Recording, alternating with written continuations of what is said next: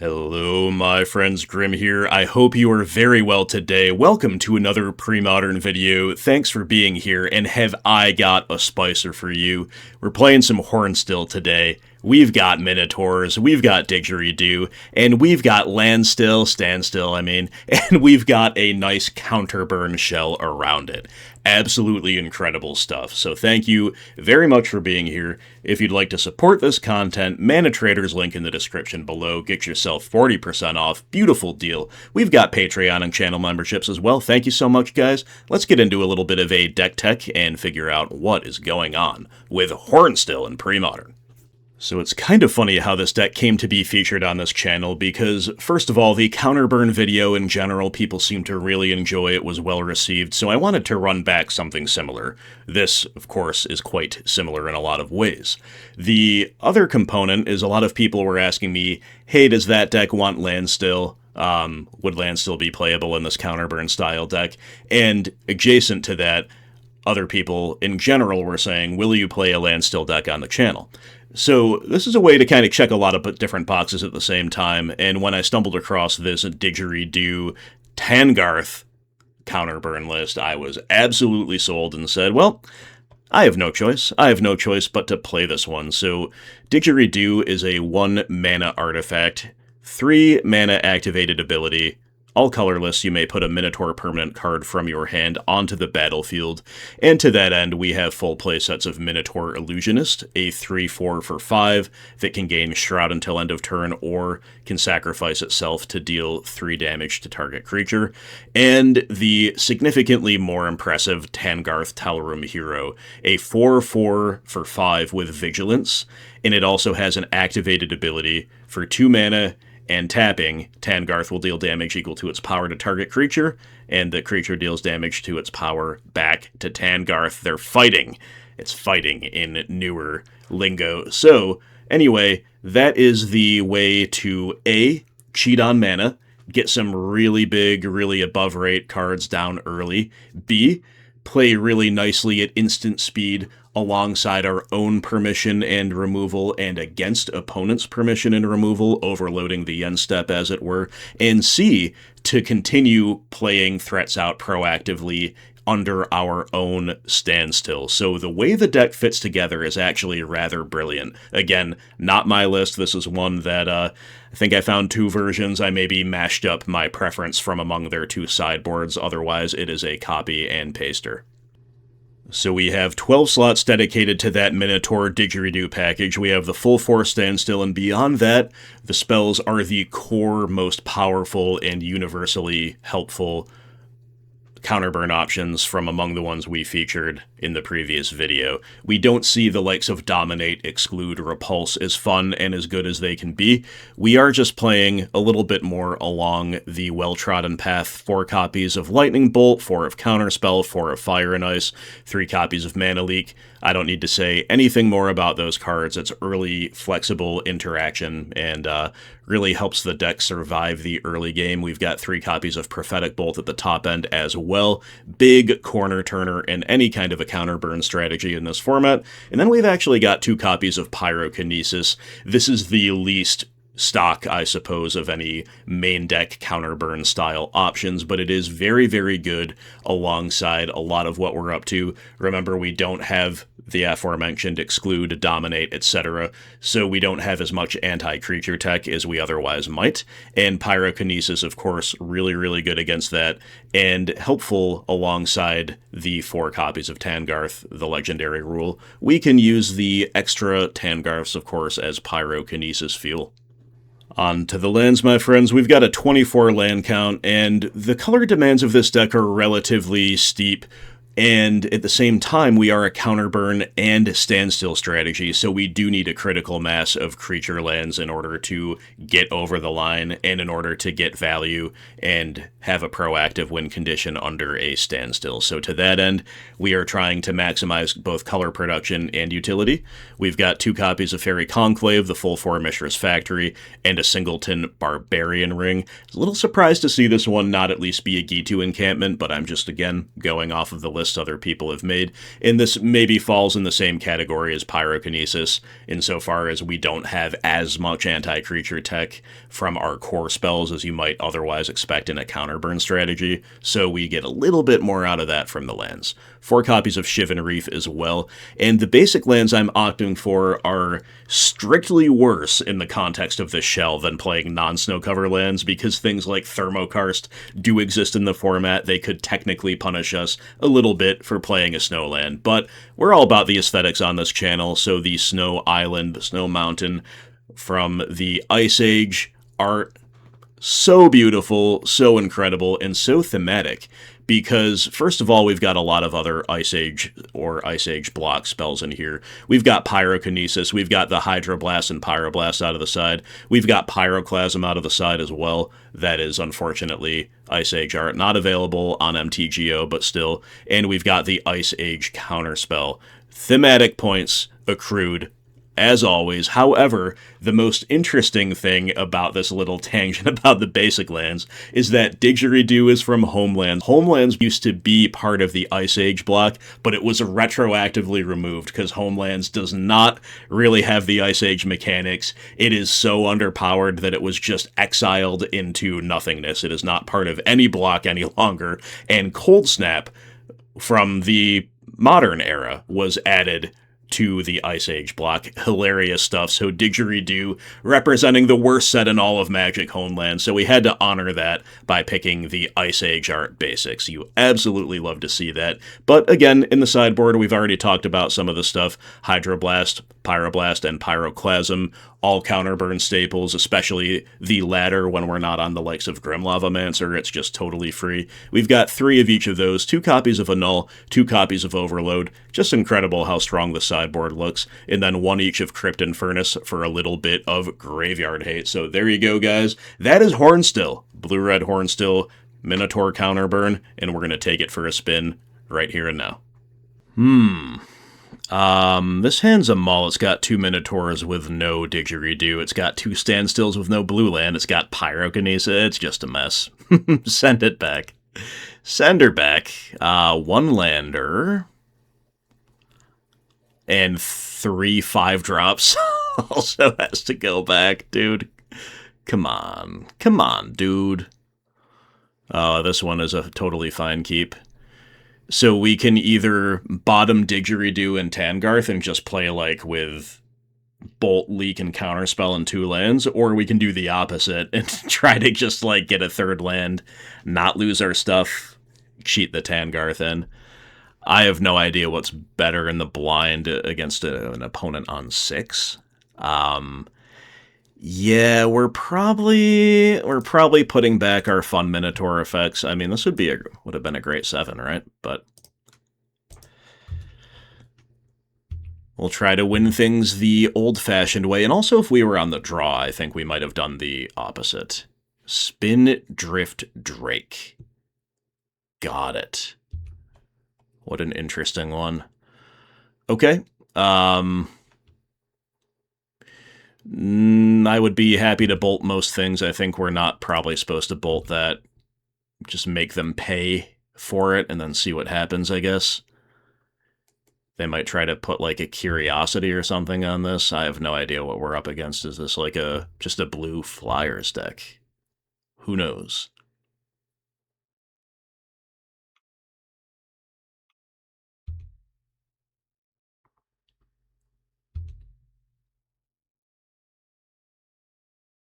We're taking a hit here.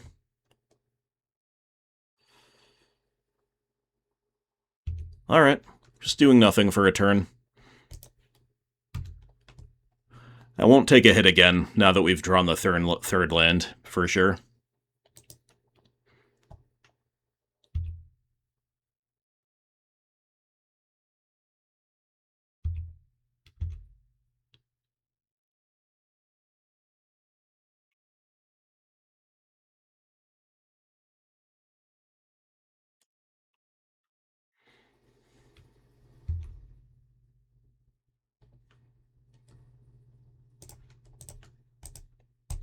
Alright, firing off Lightning Bolt.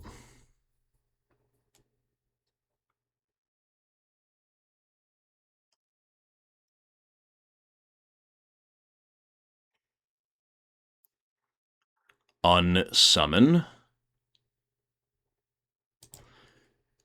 I guess we let that resolve, and then we mana leak it on its way back down. It just ensures that they are tapped out, rather than having the luxury of a follow-up. Alright, I don't hate Fire and Ice against this deck, for sure.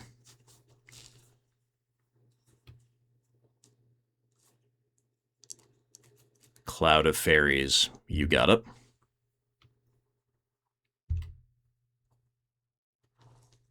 Don't think we counterspell that. Spike-tail Hatchling, yes.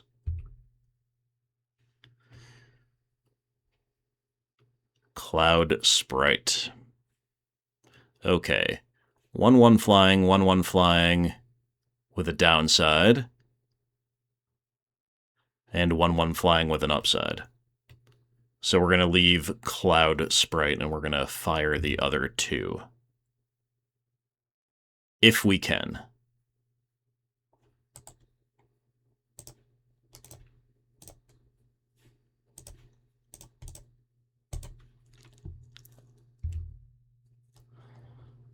Nice.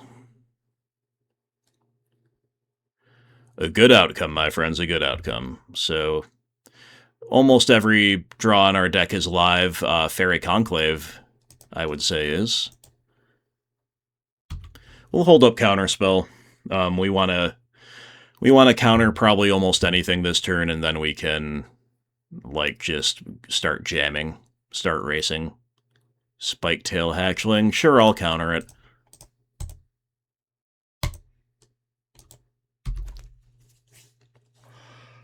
The nightmare here is that they get to stick a Curiosity after all this trading and we can't answer it. Because I imagine that is the engine of the deck. There it is! Okay, well, nothing we could have done about this, really. I guess we could have just not countered the Spike-tail just now, but then maybe they just don't go for the Curiosity, right? Alright, but we rip Fire right on cue. What a draw, what a draw. You love that one. Absolutely love that one. Boom. Boom.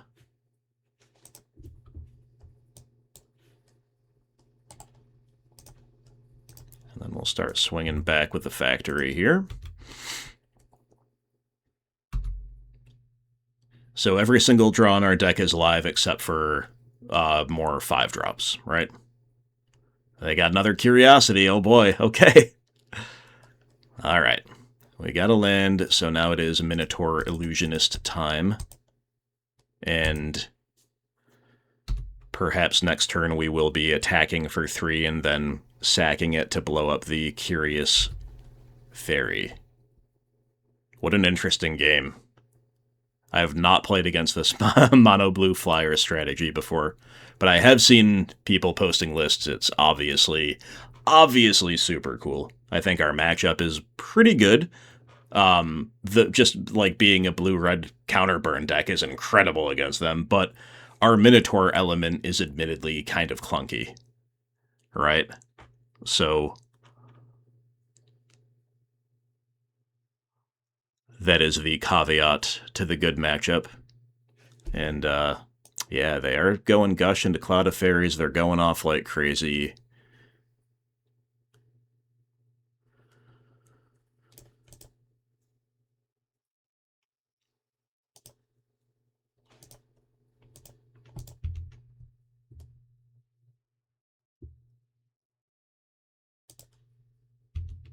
All right. In we get.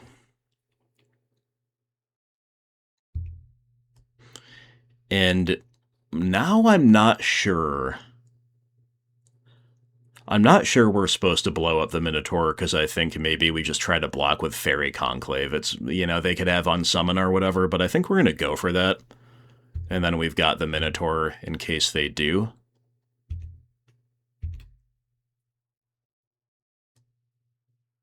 Hey, there's their Fairy Conclave. I see, I see. Alright, let's see what happens here. Nothing. Nothing happens. That's a good outcome. All right.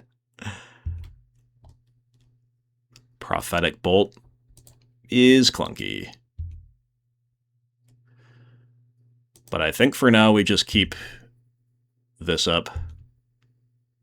The attack with Factory is somewhat enticing, but I do want to be able to block with Fairy Conclave for sure. And then I think holding up Mana Leak or, again, that Illusionist activation is worth it.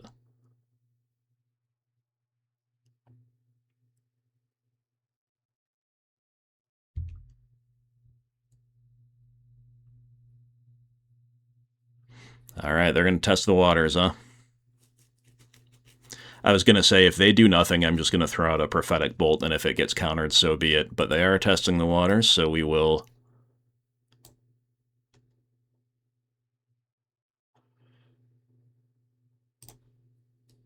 fire up the Conclave here on defense.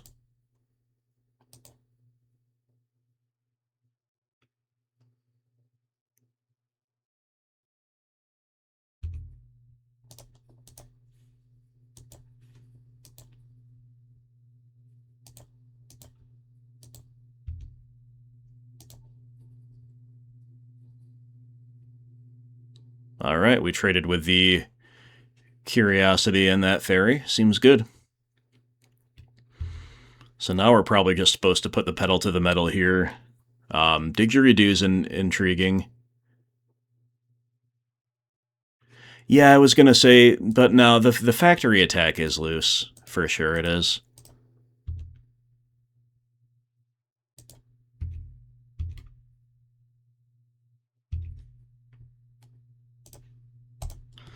Alright, Didgeridoo doesn't really do anything now, but we're definitely supposed to cast it. If they have a bounce effect for a Minotaur, then it will do something. Counterspell, yeah, I'm not fighting over this.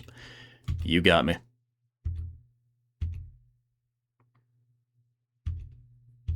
And remember, we can also give the Illusionist Shroud against a bounce effect as well. But we might be tapped out at some point from that. Who knows? A lot going on here. Spike Tail Hatchling. Yeah, I think we're mana leaking.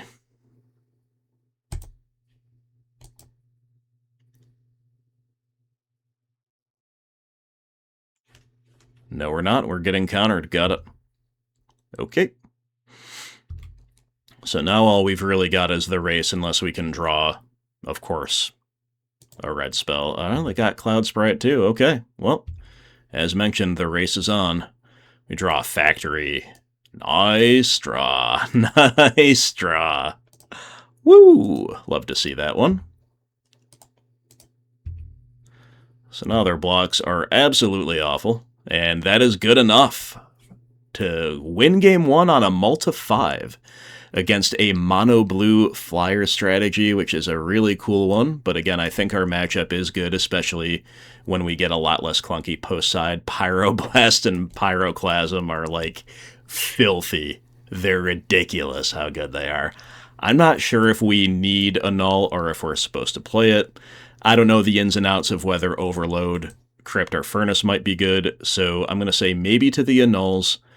I'm going to cut down on the clunk, couple Prophetic Bolts, couple Minotaurs. Didgeridoo is fine, but because we're losing a couple Minotaurs, I'll lose one of those as well.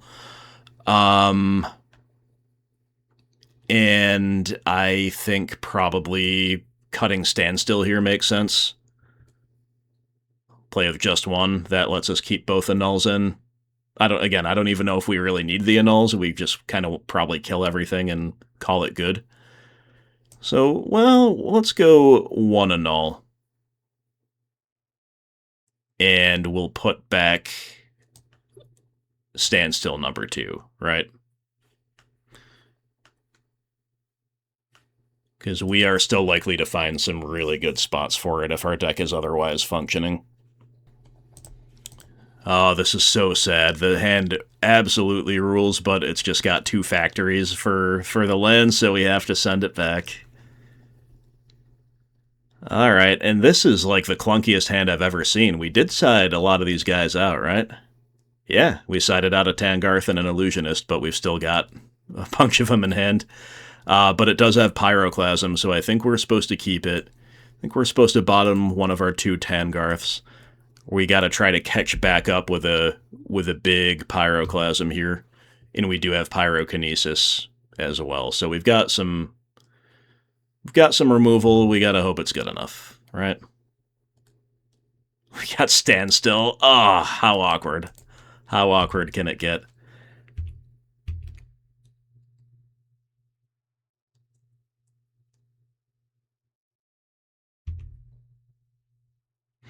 Alright, please just play 2 more 1/1s.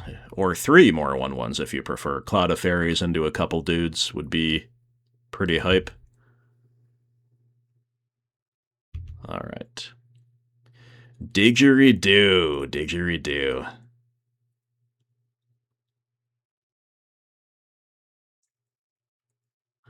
I like Didgeridoo here. I like it so much I might play it rather than getting a 2-for-1 with Pyroclasm. Especially because the 2-for-1 is not guaranteed. Yeah, I think we do the Didgeridoo thing. This gives us the most options, the most tactical flexibility. I'm not sure if they'll have a null or not. Seems like they kind of need to keep as much threat density and value as they can, so they might not have room for such a thing.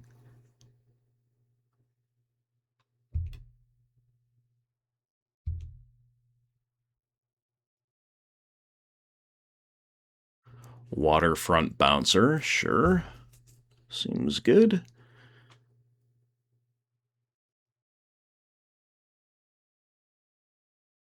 Alright, so here's the big question. Do we Pyrokinesis, or do we untap and Pyroclasm?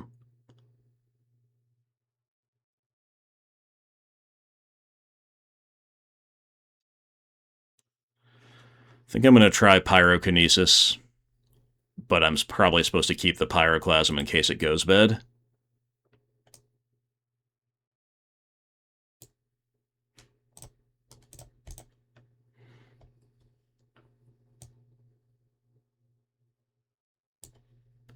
And as rough as this is with a Didgeridoo, we gotta pitch a Minotaur to do it.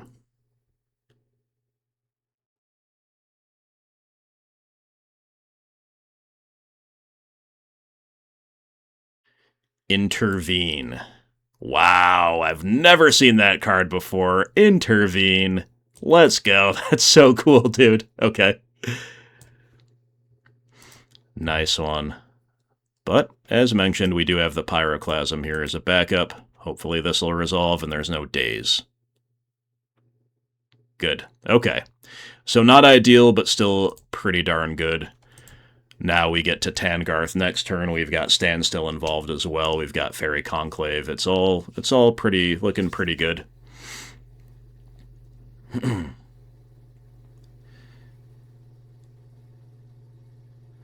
All right. The only question is what order should we do these things in?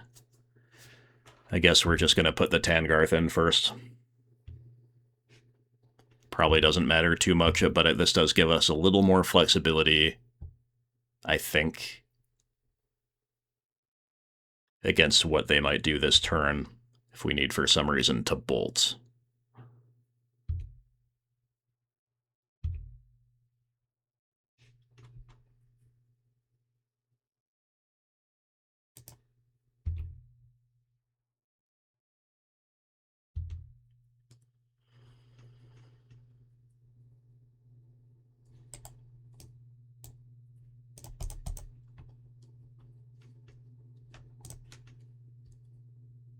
All right, we'll take Factory for sure.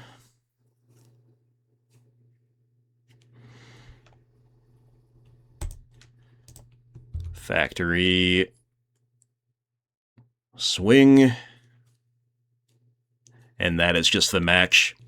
Tangarth, Didgeridoo, creature lands, and they don't even know about the Standstill that was coming down the pipeline. So fun and interesting games. My first time out against Blue Flyers, and as mentioned, I think our matchup is pretty good there, especially post-side. Good luck. Have fun. OP Mulls, we're keeping. We've got the Didgeridoo into both Minotaurs, and we've got Bolt plus Fire and Ice to interact. It's a very well-balanced hand. The fail rates are... They involve not ever drawing the third land. That's unlikely on the draw of the 24-land deck. They involve our opponent not caring about our removal. And I guess they also involve losing Didgeridoo. Opponent on Thawing Glaciers. I guess we still play Didgeridoo, but there is definitely a little bit of scope, I think, to like play Fairy Conclave and begin holding up Mana Leak next turn. But that's just kind of going nowhere fast unless we draw the right cards off the top. So I'm going to be a little more proactive than that. And there's a good chance they're just using the Thawing Glaciers anyway, right? So they do. Unfortunately, Pyrokinesis seems likely to be a very bad draw in a Thawing Glaciers matchup. So we not only didn't hit the third land yet, but we've hit a bit of a stinker. I don't know what we're playing against, maybe mono-white control of some kind. I might just want to fire off a bolt to the face if they don't do anything this turn to just use a card. We might be going for the burn win condition anyway. Equipoise. At the beginning of your enchantment, at the beginning of your upkeep, for each land target player controls in excess of the number you control, choose a land that player controls, then the chosen permanents phase out. Wow. That's an interesting one.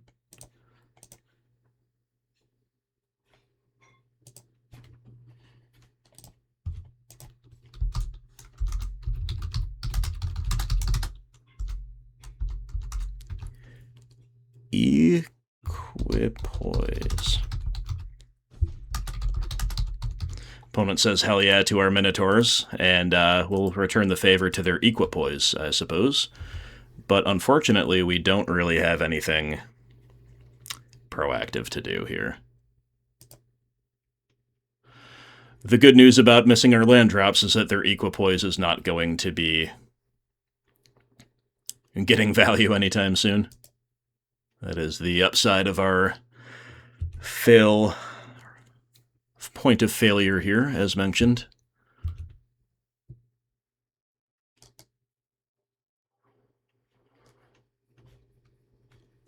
I didn't finish reading the card. Repeat this process for artifacts and creatures. So our Didgeridoo is going to be phased out.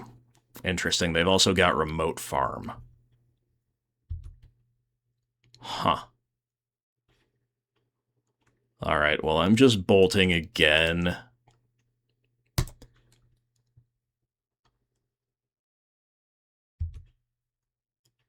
No third land, it's Standstill. Well, Standstill is going to phase out too, right? No, it's not enchantments, just artifacts and creatures. Okay, I don't know if we can afford to play that, though. Like a mono-white control deck, they definitely might be packing Wasteland, they might be packing Dust Bowl, they might even be packing Factories and what have you. So I'm gonna kind of do the opposite thing. I'm just gonna ice to try to hit a land drop. It's pretty bad, but we could do this on their turn as well. Yeah, just no luck. Just no luck here. That's 5 straight draw steps without the third land. So, in the future, though, if this is relevant, we can respond to that trigger and flash in something on their upkeep, I guess, with Didgeridoo, if we want to do it that way, before the Equipoise trigger resolves. Really cool stuff. Sands of Time? Each player skips their untap step. Alright, we're just going to say go and try to mana leak something, I guess.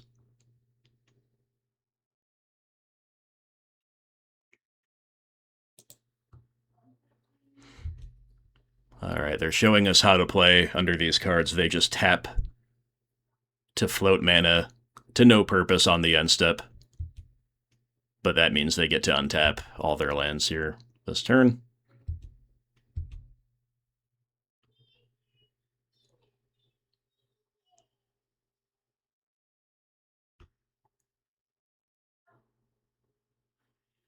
There's that Dust Bowl aforementioned. Yeah, I think we might be conceding to that one. We could see a little bit more out of the OP's deck. Oh, they're going for something big. They're not going to Dust Bowl us.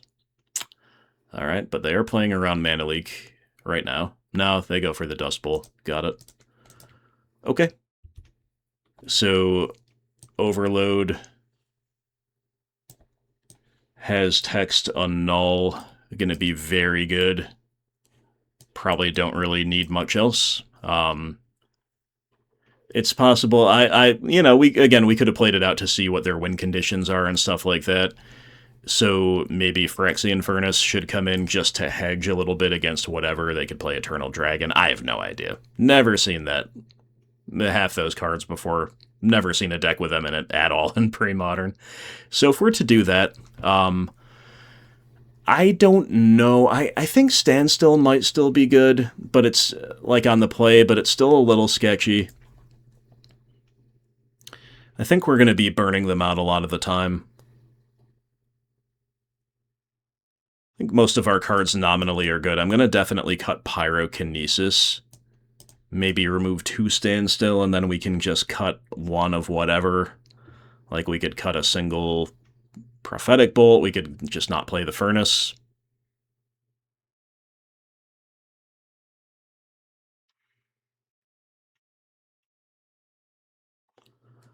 I'm actually going to cut a single Lightning Bolt. I know we have the burn win condition, but you can still burn them without 1 bolt, right?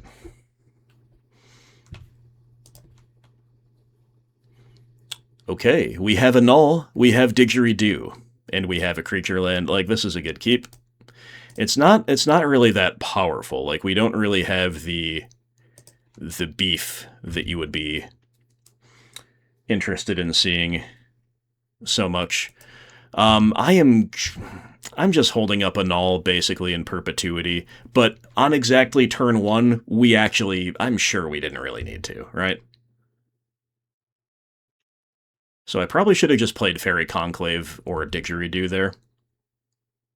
I was just thinking, we've got a Null, we hold it up, which is true. However, not the most necessary on turn 1 on the play, for sure. But it doesn't really matter because we just drew a land off the top, so... Alright, this might be, yep, Equipoise, sure. That would be very good against us in this spot. So, because now we're on the play, and now we have a lot of land, so we've got to for sure annul that.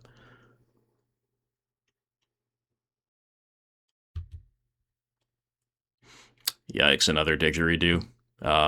Well...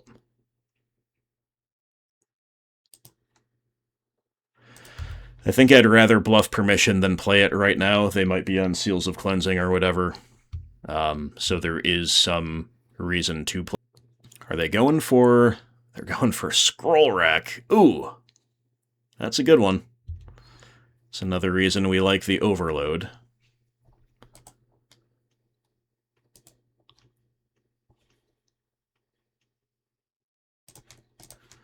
Yeah, this might be more accurately termed Mono-White Prison.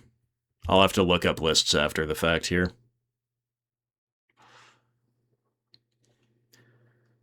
Alright. Well, we're not really up to much, so I am just going to attack with Fairy Conclave here. Next turn, unless they spend the turn Dust Bowling, will be on Prophetic Bolt time. And that's a good mid-game play here. There's no question about that. I'm skeptical that what we're doing will be sufficient, though. Like, yeah, we needed to probably have, like, probably have an Overload in the mix here to feel good, or, like, the Didgeridoo would have to be something else. Like, obviously, if we had a Minotaur, that would be a different story. But... none of those being the case, we will just send in the Fae and see what happens.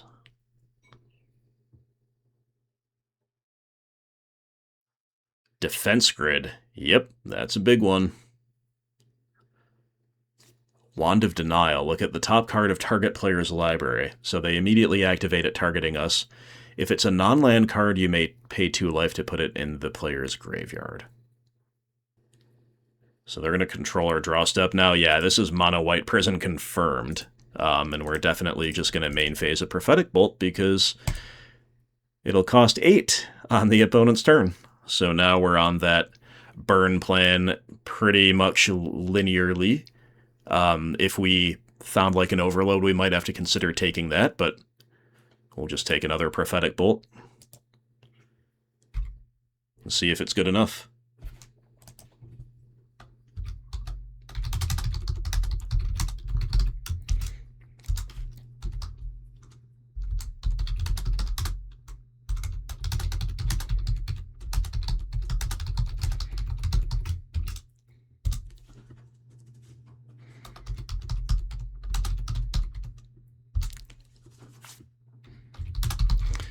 Opponent's awesome. Opponent says they love Prophetic Bolt, one of their favorite cards ever. They also say that this format is the best. Absolute facts.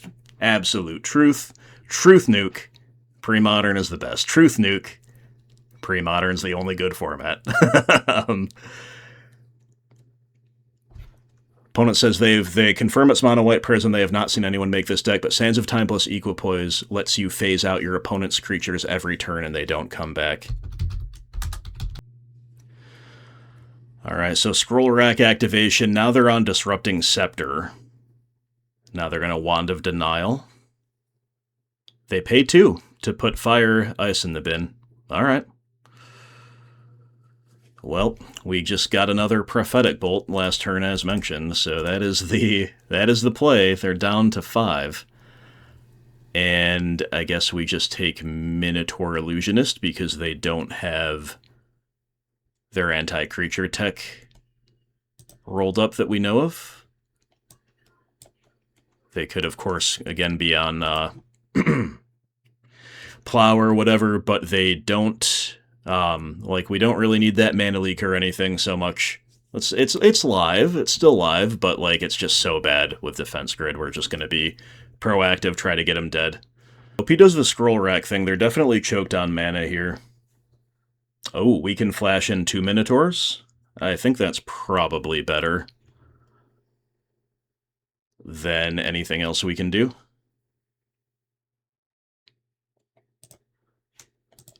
So we'll play an island, we'll hang on to the Didgeridoo in case they have Disrupting Scepter, and then we'll just say go.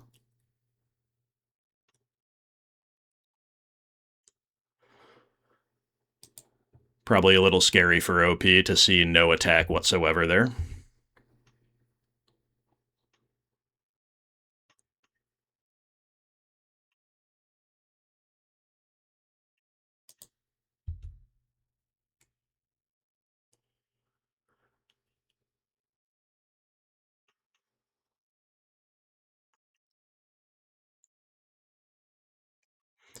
So opponents assembled a lot of really good stuff, but they're just choked on lands, 2 choked on lands to make use of all of it. And they don't even make us show them the Minotaur, so I think we are just going to run it back, probably. I'll probably actually just cut another Standstill on the draw here. We'll play just with 1. And we'll put that Lightning Bolt back in. Yeah, seems good. Alright, yeah, on the draw we gotta keep the mana leaks, right? Keep this hand on the strength of the mana leaks. We don't have red mana source yet. We have a Didgeridoo with no Minotaur.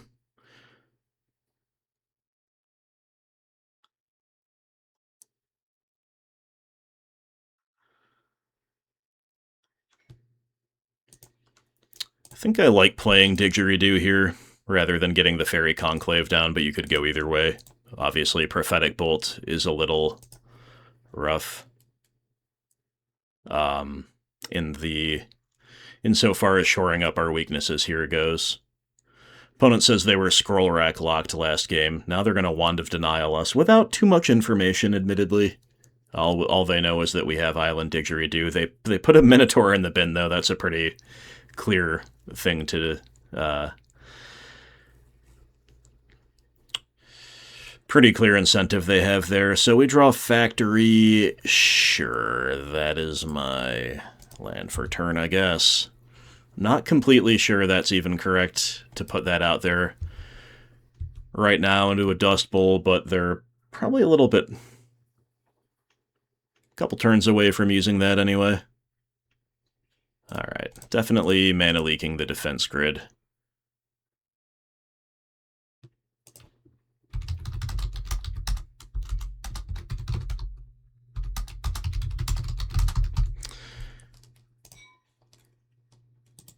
So let's show them the land they know about, but we'll just say go. It might look like we're going to put a Minotaur in.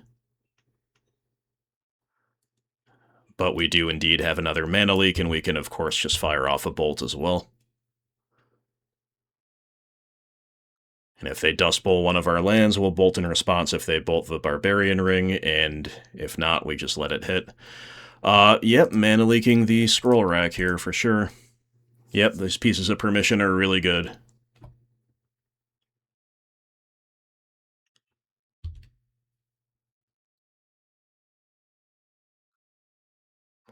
Opponent binning in a null off Wand of Denial. So they're down to 16 from their own wand. We'll bolt them down to 13. And we draw Minotaur Illusionist. Seems really good. Alright, Fairy Conclave. Pass to you. Woo! I mean, granted, I would probably rather still have the Annul than the Illusionist, but, I mean, you cannot complain.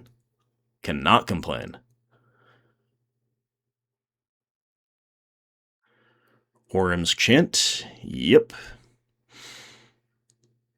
We agree. We will not cast spells this turn. That's fine. that's a good deal. Defense grid. Yep.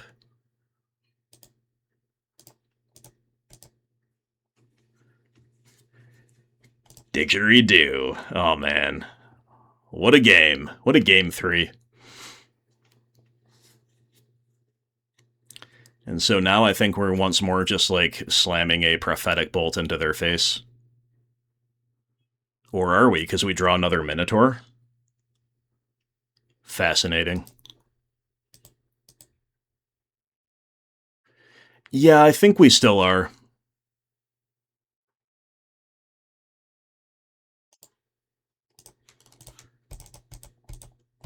Sets us up, ideally, for the next turn. Another Prophetic Bolt. Yeah, let's just take that. I just really like the reach here. I should have, like, considered the math a little more and whatever, but, like, I think it's kind of hard to lose. Hard to be wrong to take the Prophetic Bolts here. Or in a Wand of Denial themselves on our end step. So now we have so many ways to get there. And the opponent's Wand of Denial is now pretty unusable. They do have a Plow. Okay.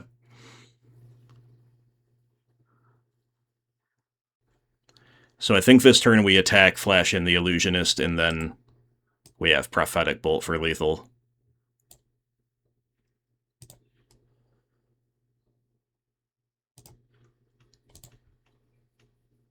On the following turn. The opponent's still land screwed. That's their big problem. It's definitely unlucky.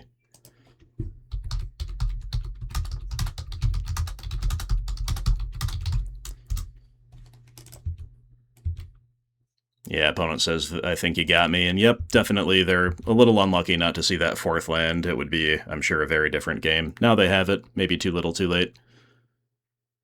Well of Life. Beginning of your end step, if you control no untapped lands, you gain 2 life. That is a cool one.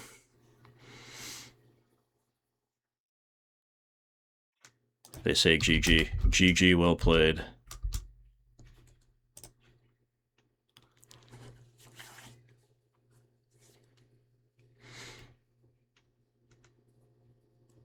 So they're going to go to 6, but they are just dead on board. They're going to add the 3rd Glaciers to the deck.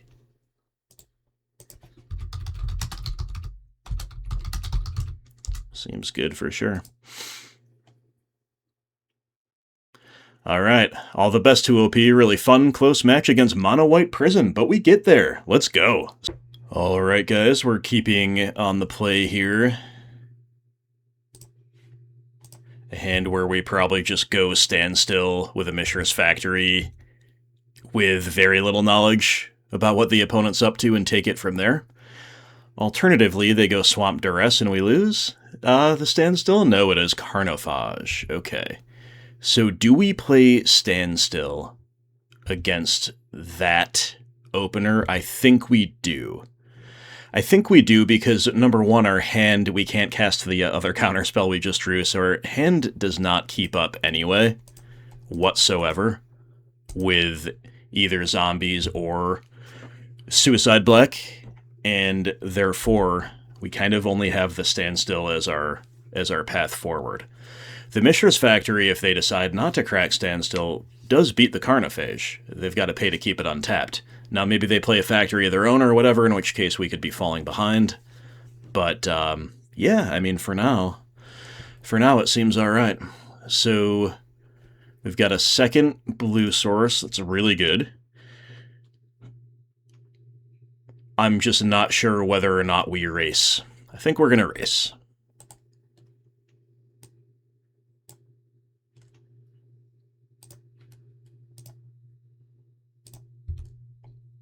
Should be pretty much a win-win, whether they do or do not crack the Standstill.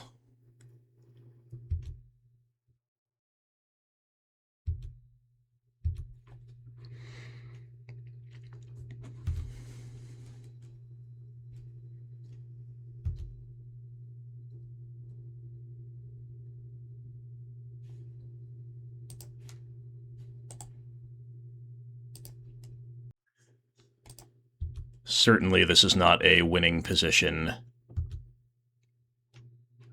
extrapolated all the way out to the end of the game for OP.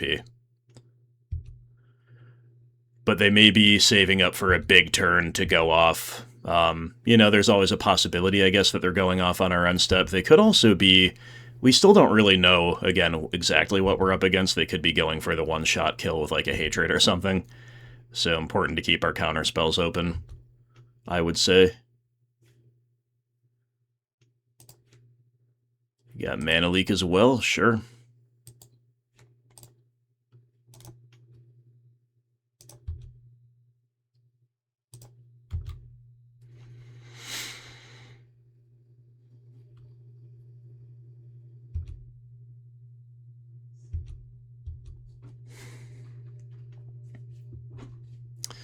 Alright, there's land number 5. Are we in for... Okay, we're in for zombies, so... Standstill is correct. We're going to let Shepherd of Rot resolve, because we can fire it down easily enough, now that we've drawn that. So we'll probably Mana Leak most other things. Yeah, Mana Leaking a Withered Wretch I think is fine here. They could go Ritual into some other thing. Or things. Yep. But there's not really too much we can do about that. Lord of the Undead. Got it. Alright, it's a big, strong board all of a sudden for the OP, and Shepherd of Rot is dangerous as well. So if only we had a Lightning Bolt, our life would be great right now. We don't, so let's see what we can come up with. Another Fire. Interesting. Interesting one.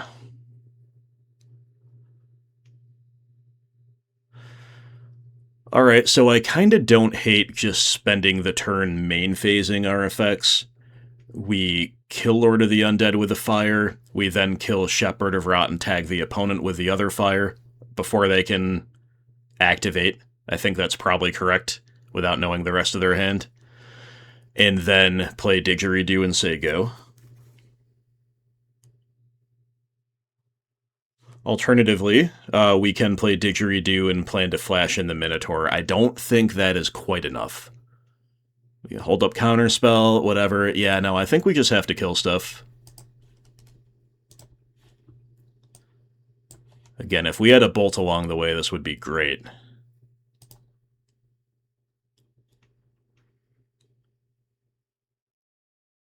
But we don't.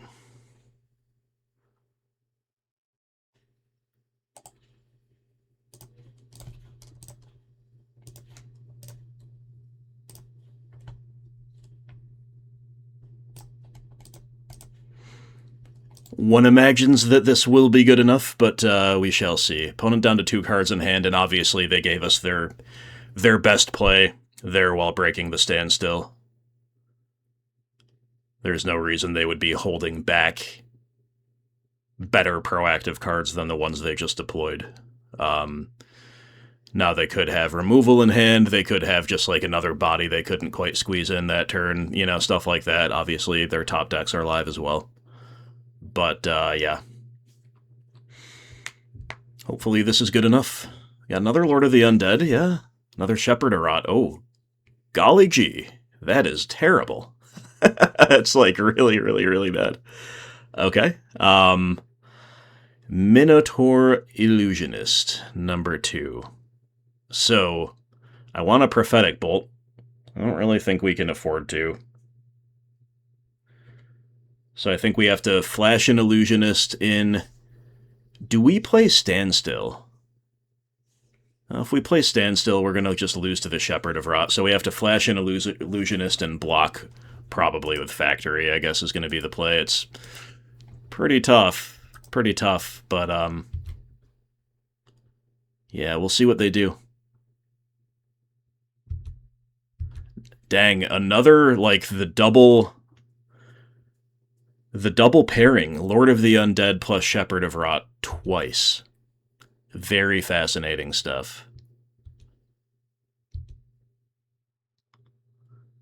Oh, Shepherd is symmetrical, remember, so, like, there is some scope going upstairs with an effect like Prophetic Bolt. But I just don't think that's going to be available to us this turn anyway. Uh-oh, another Ritual? Yeah.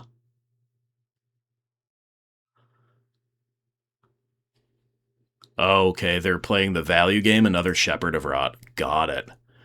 Well, huh.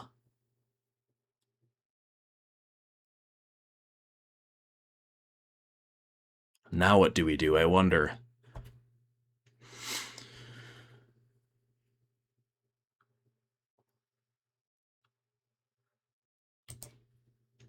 Yeah, there's another Shepherd. Do we even care?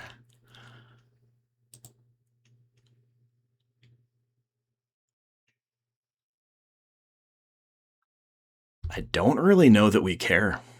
I want to let it hit. Another one. Yeah, I mean... Opponent says wrong one. Oh, they meant to buy back Lord of the Undead, or maybe Withered Wretch.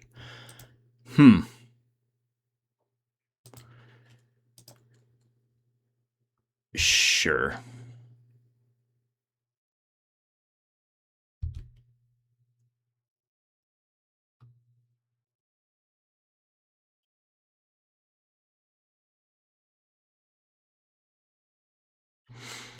So maybe we just Prophetic Bolt here instead of flashing in Minotaur Illusionist. Just looking for Lightning Bolt. And we got it. Alright, well that was easy enough. Okay, we take game 1 against zombies. Alright, so on the draw, definitely playing Pyroclasm, and I think the Furnace is pretty much a free roll. I don't think we need to go so far as to play Tormod's Crypt. Not sure about Annul or Overload being better than anything we're up to until we see more. And I think it's easy enough on the draw to just remove Standstill altogether. So this is very conservative, very clean, uncomplicated sideboarding. And then if there is a game 3, our incentive will change on the play, and we may see a little bit more out of their deck anyway.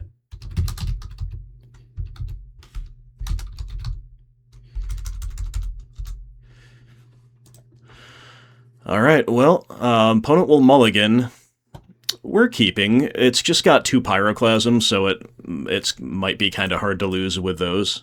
Hand's a little bit of a mess otherwise. We don't have the double blue for Counterspell. We're taking a little bit of pain to use blue at all.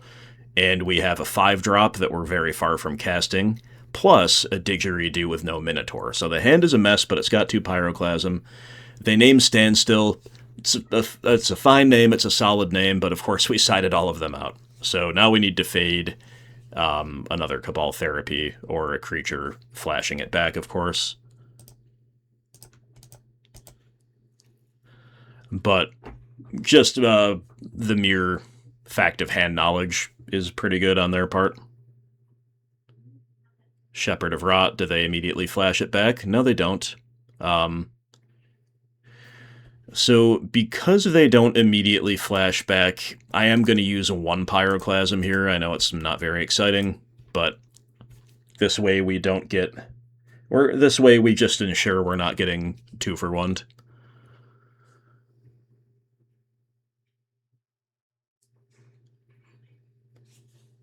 Obviously, we need to see more lands here. In general, opponent goes Ritual into Soulless One. Whoa! Power and toughness equal to zombies on the battlefield plus zombies in all graveyards. Yeah, let's just go ahead and bolt that before they get to untap. We have found the... and do other stuff to grow it. We have found the missing land. Soulless One's a good one to know about. It's theoretically good against us. They were clearly pressed into playing it out there ahead of schedule, though. So now we're holding up Mana Leak and Counterspell. Should be in a really, really good position from here. Any Minotaurs we find off the top are now live to be flashed in as well. Very comprehensive victory there against zombies that really didn't have enough juice to keep up with us. Now, sometimes they will, but in that case, definitely not. Alright, I think we do just about keep this one on the play. Glaring and obvious issue of no access to red mana at the moment. But we will at least have Ice, Mana Leak, and Factory Blocks plus attacks online. Beginning next turn, an opponent does nothing here off of their planes. So, I think I might ice him down here. I think that's fine. I think there are just a few too many decks against which they might just say land go, and then we're like praying for a little bit more of exactly what we need off the top. Alright, they have another plains. Now we have Shivan Reef, so now we are functional. So, now we can do everything. We can cast counter spells, mana leaks, and lightning bolts. 4 of which are in our hand between the 3 cards combined. We get to put our Didgeridoo down, and then next turn we'll begin possibly attacking with the factory. Ooh, black land and pass, eh? Are we supposed to bolt? I think I will bolt. Could come to regret this. Who knows? Hopefully we'll just counter anything that matters, right?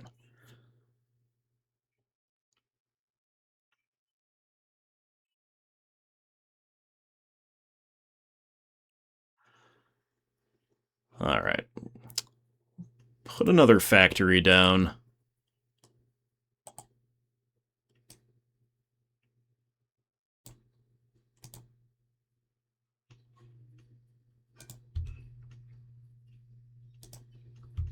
And get in with this one here. Plow? Yeah, that's fine. I'm not going to fight over that. I would fight over another one, but I'm not going to fire up the other one until I can double spell to protect it. Yeah, we're definitely...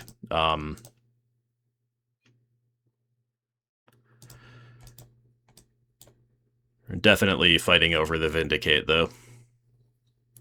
Part of me wanted to not use the Mana Leak there in case we draw a blue source. We could be, like, holding up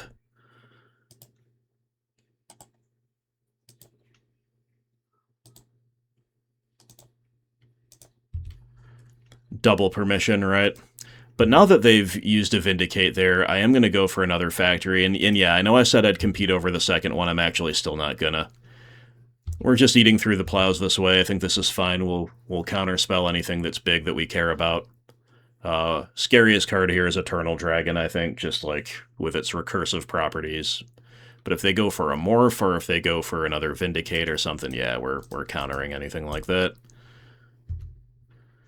And theoretically, we draw some Minotaurs, we'll be happy we ate through those couple plows already. Or another factory, sure. Seems good.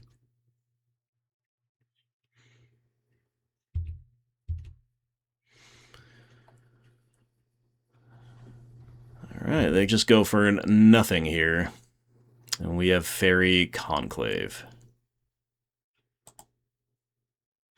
Yeah, I don't know about the factory attack, because now they're in Decree of Justice territory. We're just going to say go.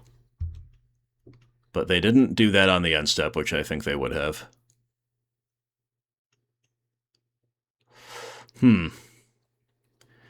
Yeah, at the cost of 1 life, I will counter the Duress, which is going to make them think we probably have another piece of permission in hand.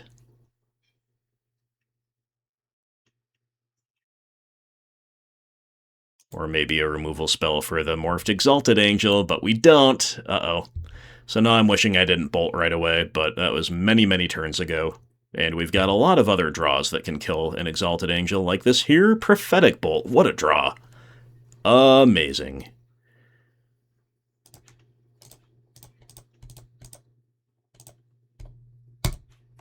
You love that one. You really, really do. And there's a couple bolts, a couple lands, so we'll just take a bolt. Any order, put down our mountain and say go. Alright, bullet dodged for the moment. Gonna hold on to this other bolt at this moment in time, and now we've got Didgeridoo. Nice one. Alright, so 1, 2, 3. I mean, we can do everything if we attack with a factory. It's not a terrible idea. Once again, it's bad against Decree of Justice, but they have not clearly had it so far. They could have drawn it for a turn, I guess this, or maybe last turn as well. But we'll test them for it. Nice. Okay.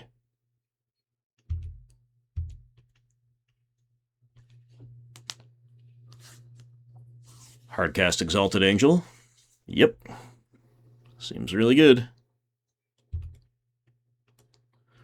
So we might be priced into cashing in the Illusionist plus the Bolt to deal with her. So we'll put Illusionist in. Technically, we could play around them having a plow here by waiting till our turn to do it. But that's a lot to play around. I think I think it's just very inefficient in other ways.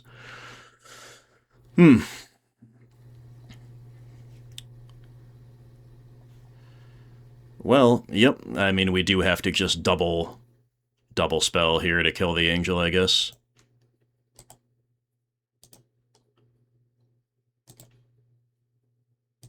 Unfortunately.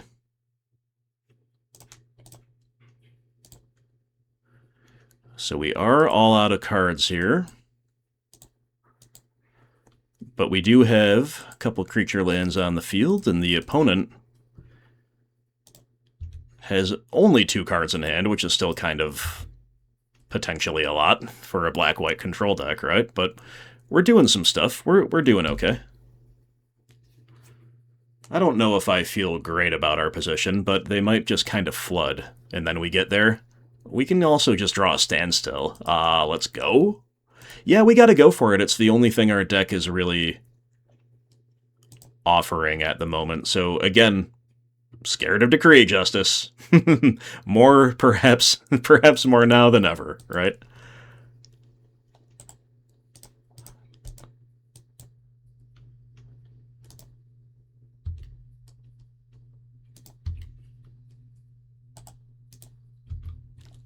But here we go.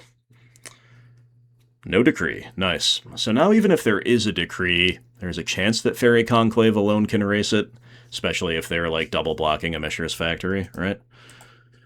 Counter spell's kind of neither here nor there. We're just going for it. We can't even cast it if they break a Standstill anyway, so whatever.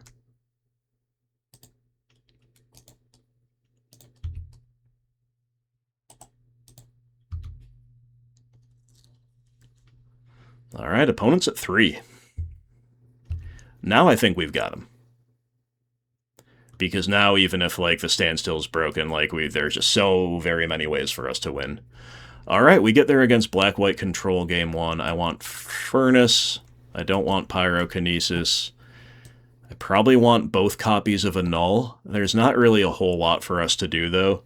And even a Null is not, like... That's just, like, a probably.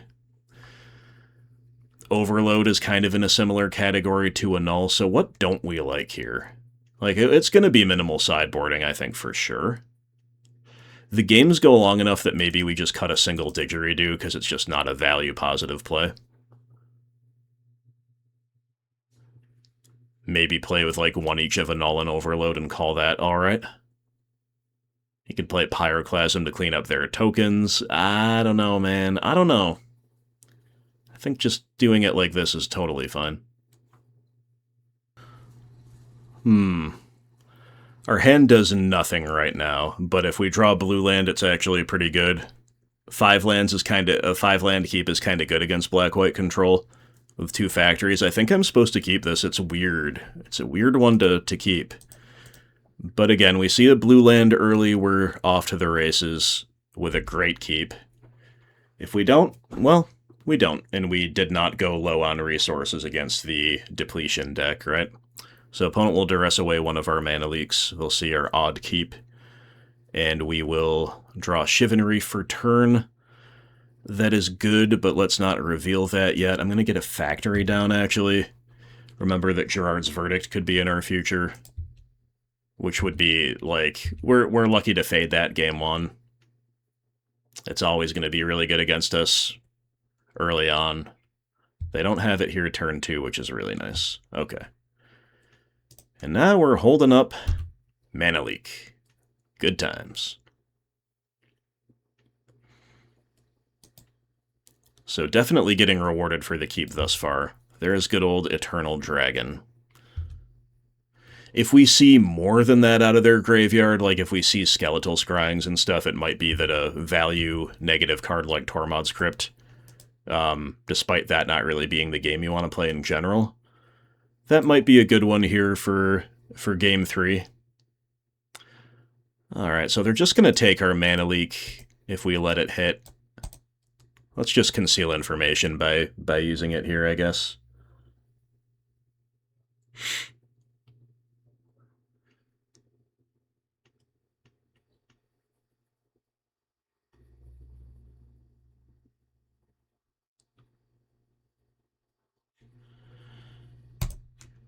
Alright.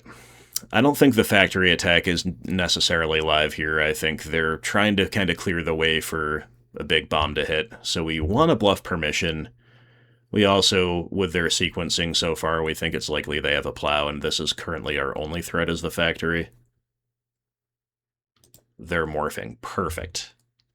We'll just bolt that, rewarding us for concealing information last turn in a big way. Alright. Well, now that we're on, like, the all-factory plan, I guess it's time to start attacking.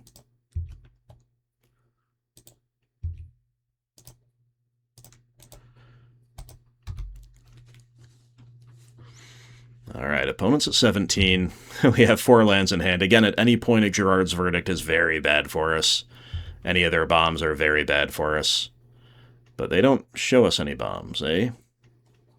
Alright, well, it's time to all-out attack again. I guess.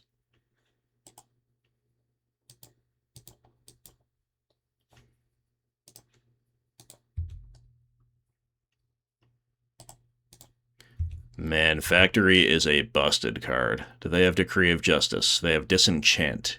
Got it.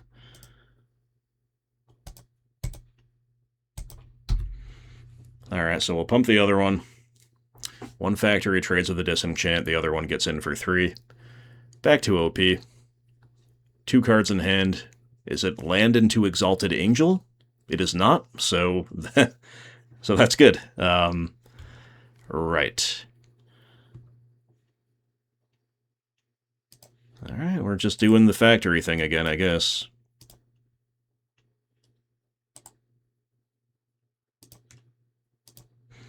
Because we are drawing absolutely nothing but lands off the top.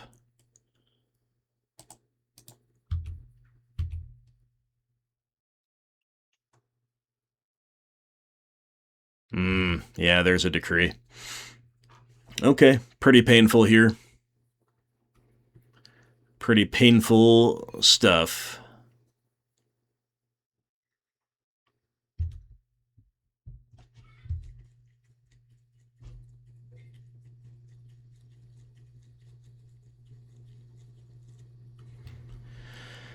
Yep, so they make the trade.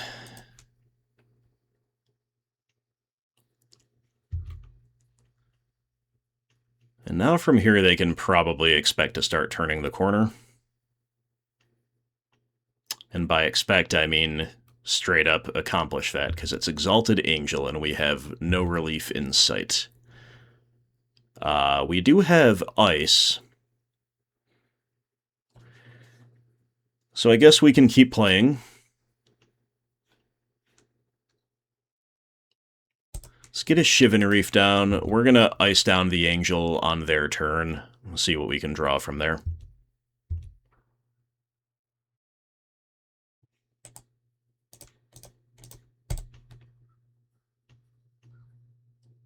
Just another land, got it. Would you like to duress? Ooh, Dust Bowl. Yeah, Dust Bowl's good.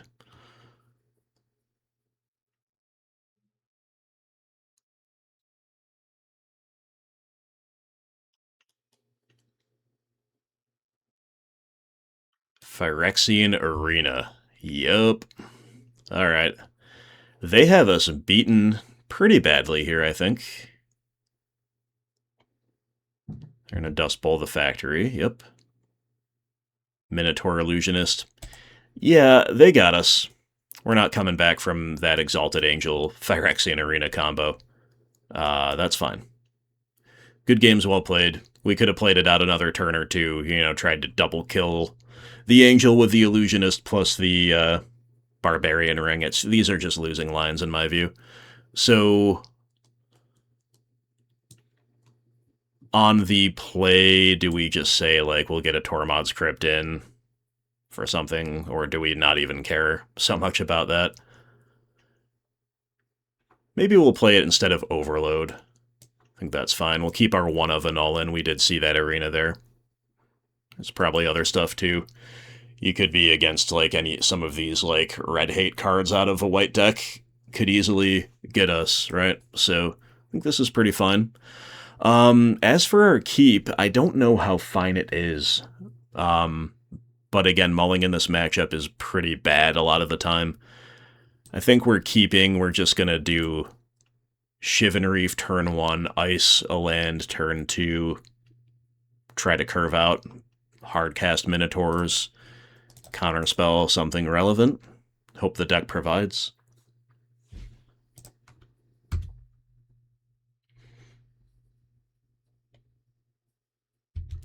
Turn 1 duress would be pretty bad here. They're not going to duress us off that plane, so that's our good news. And we've got an island for the counterspell. Great. Still going to do the ice thing, though.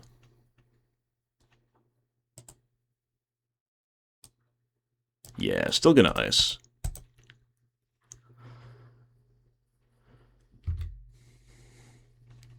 Alright, I definitely don't hate another counterspell.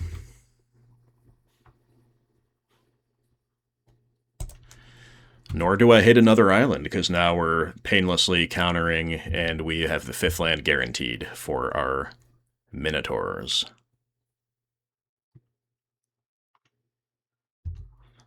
Opponent does nothing, eh?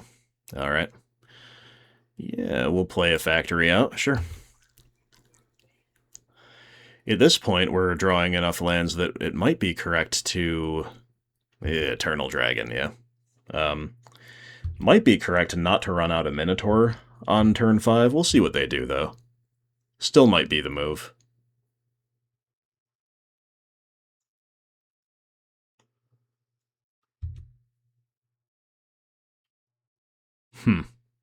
Okay, well, let's see what we can draw.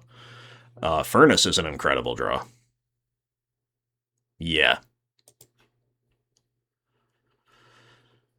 Alright, so with the draw of Furnace, we can attack, hold up Counterspell and play Furnace, but then we're not holding up the activation, right? So I think I'm just playing, like, the Sacrifice. So I think I'm just going to play Furnace here. Let's say go. But, like, a Factory attack is kind of appealing as well. But we want to at least be able to cash in the Furnace. But the reason a Factory attack is appealing is because now, like, if it trades with a Plow, that's good with our Minotaurs coming down the line, of course. That's the thinking there. Okay.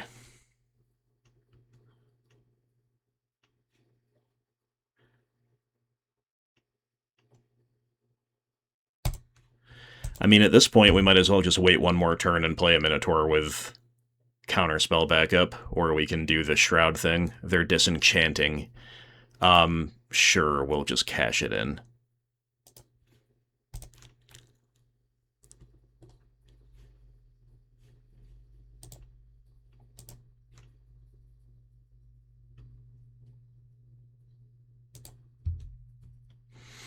Alright, so that's a value win for us.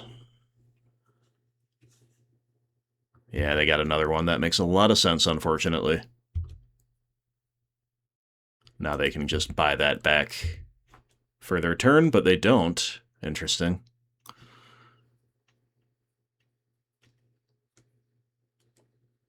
Aura of Silence.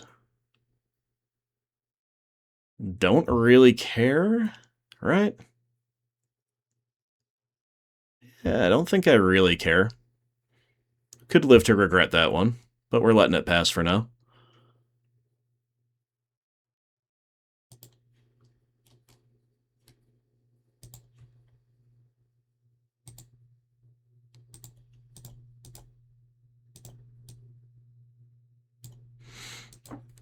Alright, now it's a Minotaur Illusionist holding up the Shroud effect.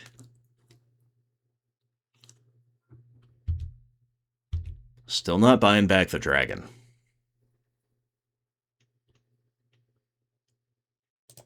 Okay. Give it Shroud until end of turn. This is another value win for us. And they'll respond, I guess, with another thing. Unless they're just... unless they just didn't read the card, which could definitely be the case.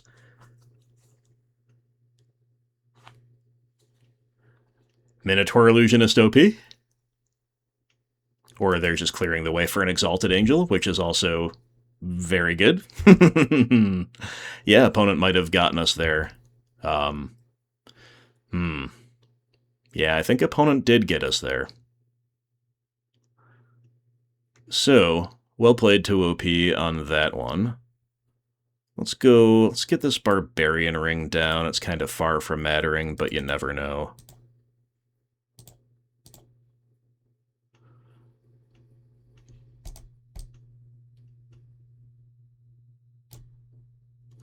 Then we'll play a Tangarth, and we can beat the Exalted Angel, theoretically, with the stuff that's on our board. We'll have to see how that goes, of course. They're going to gain some life before that happens. But we're holding up Counterspell now. We've got the Eternal Dragon to deal with. I'm not sure our position is very good anymore. Even though we've had a lot of things go our way. Like, we got a 2-for-1 off the Illusionist, we got a 2-for-1 off the Furnace. We haven't been hit with a Gerard's Verdict all match, but the opponent still got a lot going on here. Yeah, we've got to compete over this Plow here.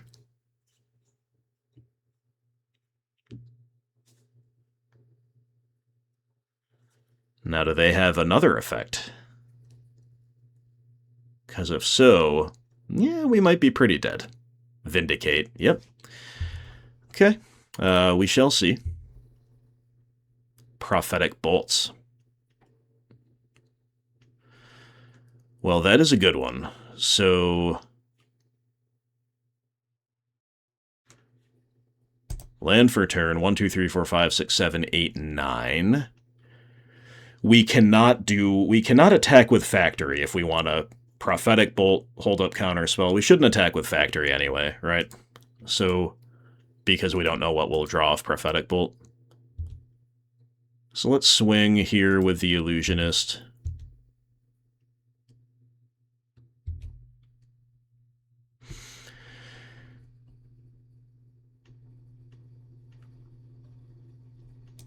And then I guess we're going to main phase this.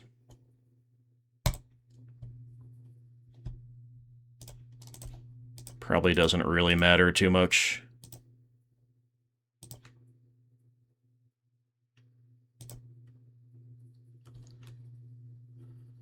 Alright. Mana Leak might actually play to some degree, but we'll just take a Tangarth. Not going to take Didgeridoo or Island for sure. So, Tangarth it is. Alright. Pass to you. Holding up Counterspell. The big problem is that Eternal Dragon coming down the line, but they haven't bought it back yet. Arena. Yeah, I'm going to compete over that.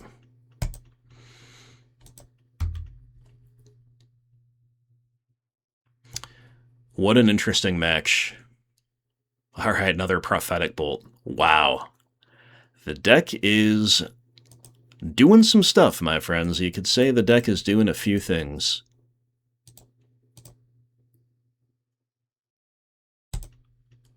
Here's a Tangarth, and then it'll be Prophetic Bolts. Probably on the end step, although, again, they've got these X5s. The Angels and the Dragons are X5s, so, like, bolting upstairs and then planning on Tangarth getting there is probably not the move. But we got a bolt now because they got a duress, so here you go. 4 upstairs. We'll take something non-duressable, of course. Chivalry for Snow-Covered Island. Guess it's just Snow-Covered Island. Alright, so not a very exciting Prophetic Bolt in a few different ways. Again, we'd rather not have to do it necessarily that turn, but we wanted to reserve the right to. Opponent's got another Eternal Dragon or another Exalted Angel? Exalted Angel. Yeah, buddy. Okay.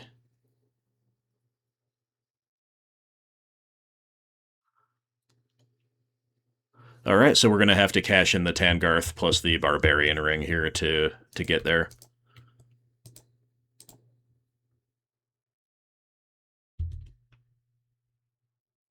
We might as well attack first. See if they, for some reason, neglect to block. We'll do our damage that way.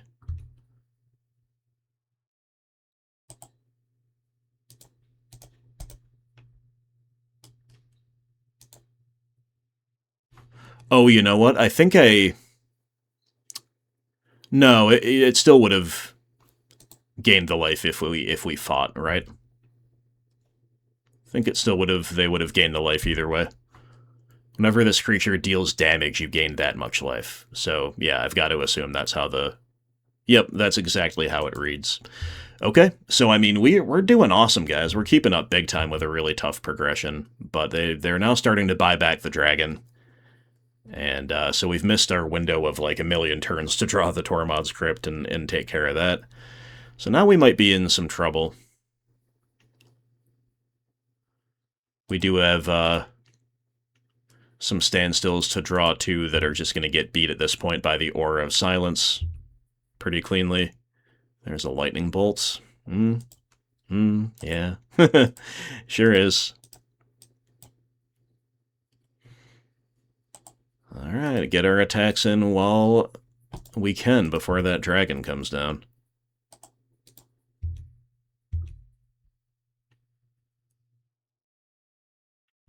Alright, the Aura takes care of the Factory. I guess that makes a fair amount of sense. Opponent at 15. Another dragon. Uh-oh. Oh, no, that's the same dragon. Got it. Okay, they're just playing the value game because, like, their life total's still really high, so we kind of can't stop them from doing that, or can't pressure them enough into not wanting to do that. For now.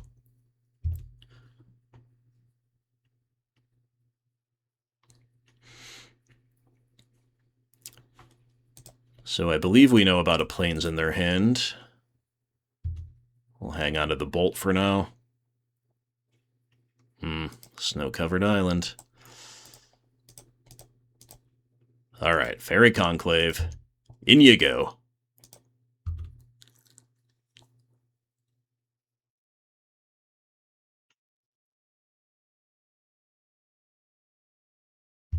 An OP with nothing.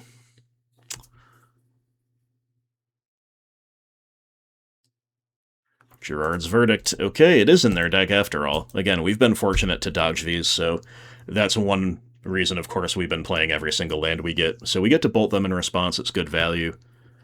But now, here comes the dragon, and we have no way to beat it at the moment.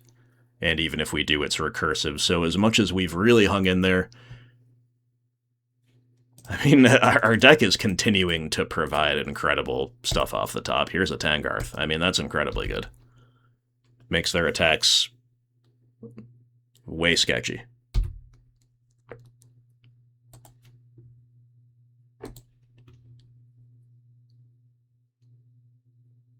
Alright, so to that end they sit back. And we just draw a mountain, so we'll play it, we'll say go.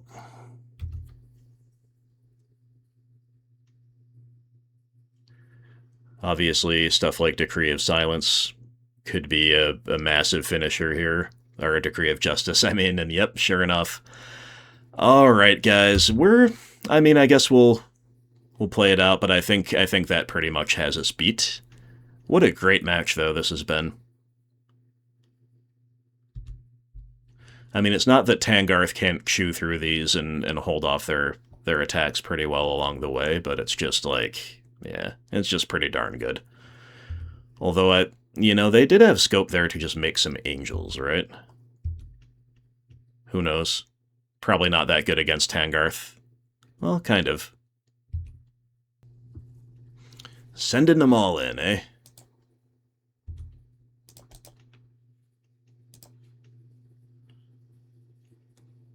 Block one.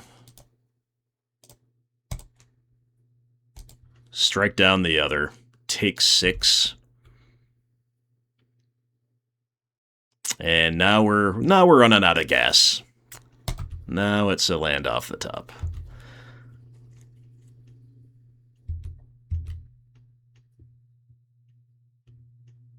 An opponent's got all the lands in the world as well, right? But then they've got Plow. Alright. Good games, well played. They definitely got us. Fun ones, close ones against black-white control, but we do lose narrowly in 3. Alright, I think we're supposed to keep this on the play.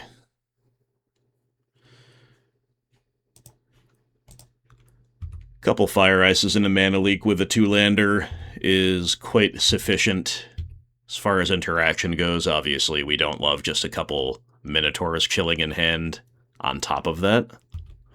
But we'll see, Alright, we don't have a natural 3rd land for turn, which is really rough. So part of me wants to ice down on the upkeep, and I think I actually will. It's not a play pattern I love against basic island, like it would be against a lot of other decks, but we just need to hit a 3rd land, and so far we haven't. We had another Mana Leak, but falling behind on land drops is going to be rough if that's indeed what happens. They go Swamp. Pass. Alright, show us a land. No. We have just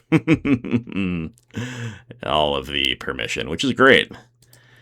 But yeah, no 3rd land is brutal. We will now try to Mana Leak something, or ice on the end step. Stalking Stones. Whoa, that's cool. Steel Golem. I don't know what we're up against at all. Mana Leak you.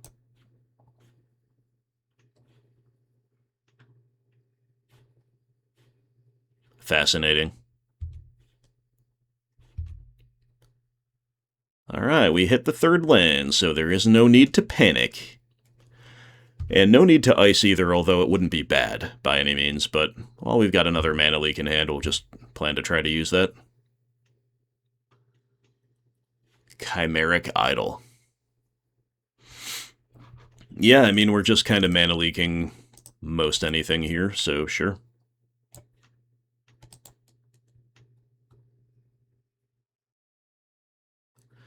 I don't think we're supposed to use this bolt necessarily. We're seeing some boltable targets here. Standstill, huh?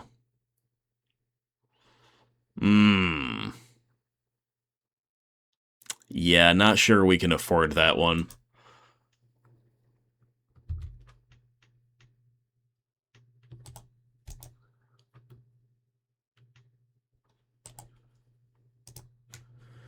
Let's ice down their blue here. I don't know that that matters.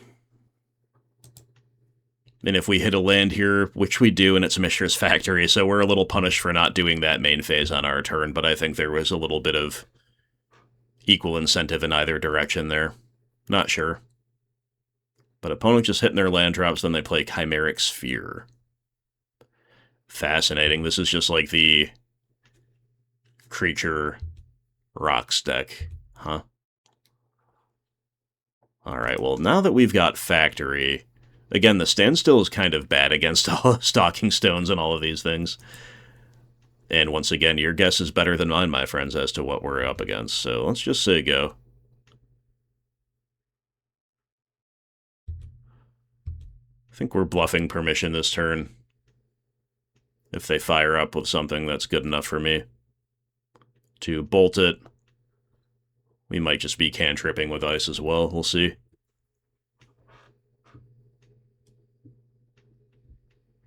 Death Pit Offering. Wow, that's cool. That is so super cool. Okay. I get it now. I get it.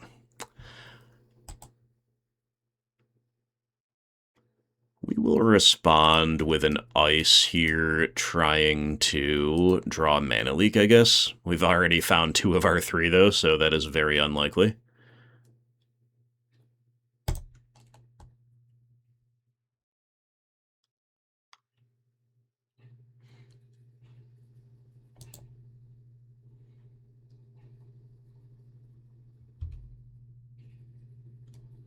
We draw Snow-Covered Island. Got it. Okay. Death Pit Offering resolves. Our bolts are no longer good at controlling the board.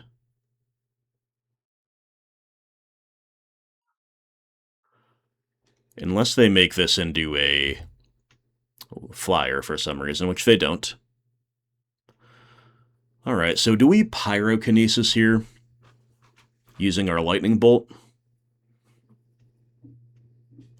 Or indeed using Minotaur Illusionist?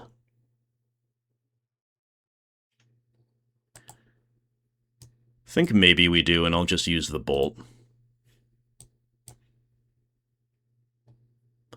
Definitely not sure this is correct, but we're going for it.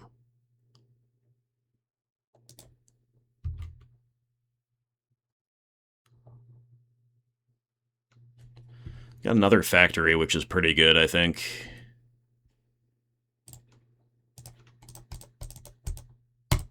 Here's a Tangarth, pass to you.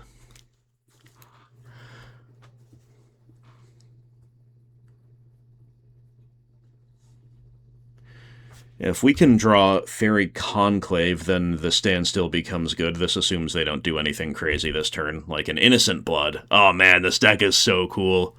Death Pit Offering from the opponent. Into what now? Another Chimeric whatever. Chimeric Staff. Got it. Okay.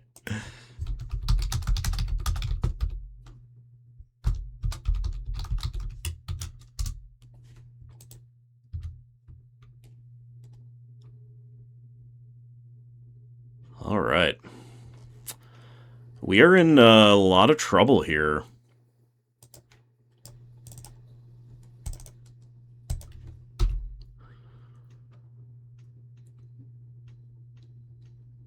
Guess we're just casting Minotaur Illusionist and saying go, but I really don't see us getting there at this point. Need to start thinking about the side. We have a lot of really good sideboard cards. Annul is just incredible. Overload is just incredible. They haven't showed us yet any reason for any graveyard hate.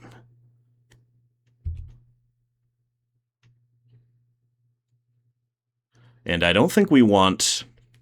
I think we want to move away from Standstill to some degree, although on the play maybe we do leave some in. I mean, as long as we can counter Death Pit Offering, it's really not that bad.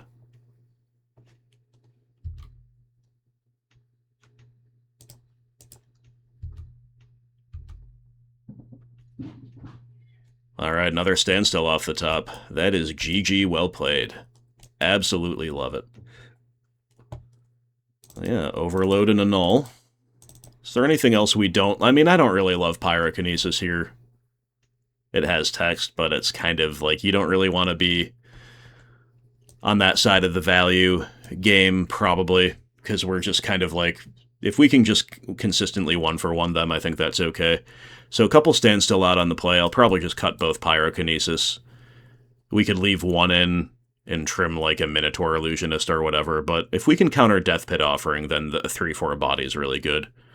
Maybe we just keep... Maybe we just have one Pyrokinesis for one Prophetic Bolt, call it good. Alright, now I could be wrong, but I don't remember seeing any blue cards, but they do play an island, or two. So that's definitely something to worry about and wonder whether we should have maybe had some amount of Pyroblasting out of the side as well. But we'll just keep, and we're going to hope the Standstill on the play is good enough with some factories to back it up. Opponent mulls to 6. Island go.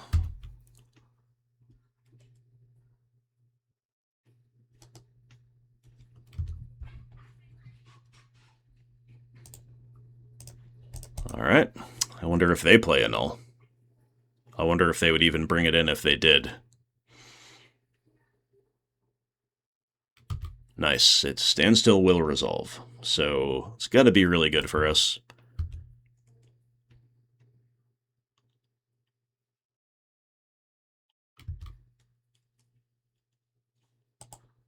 Okay, we still don't have any red mana, but...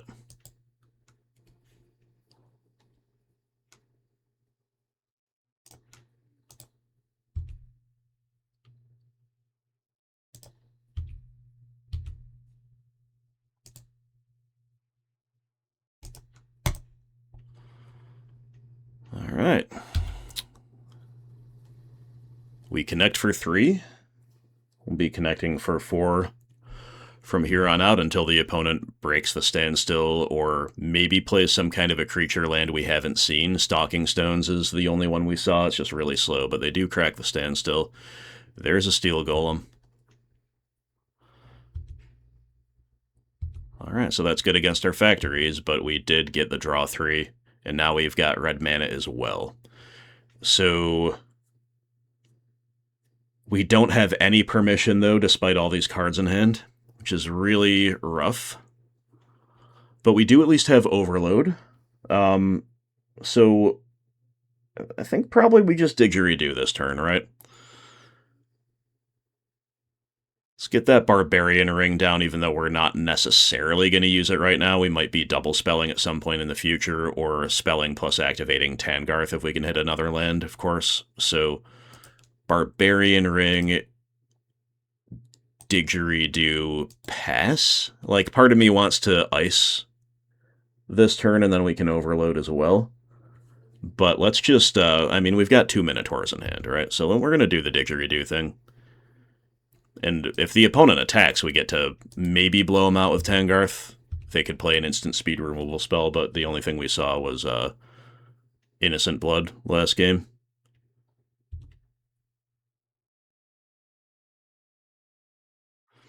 Alright, let's go for it. I think Death Pit Offering, I'm pretty sure, is double black, so I don't think they can second main that.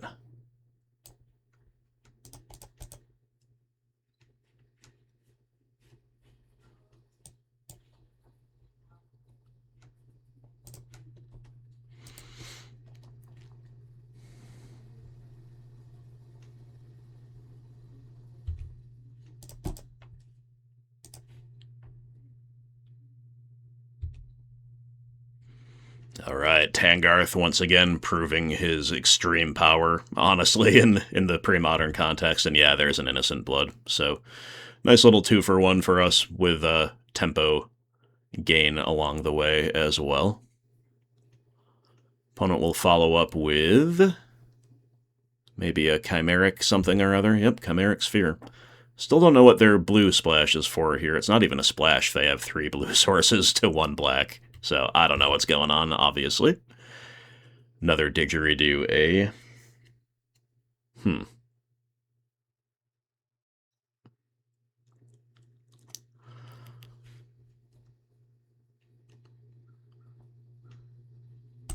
Alright, so why don't we ice down the Underground River this turn, and then we'll flash in a Minotaur Illusionist.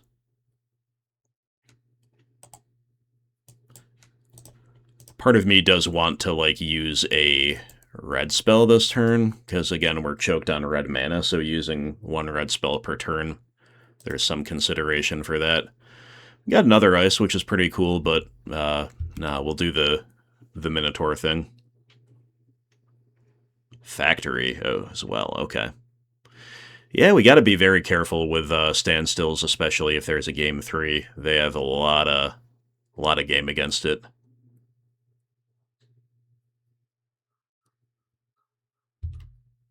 They're going for it, huh?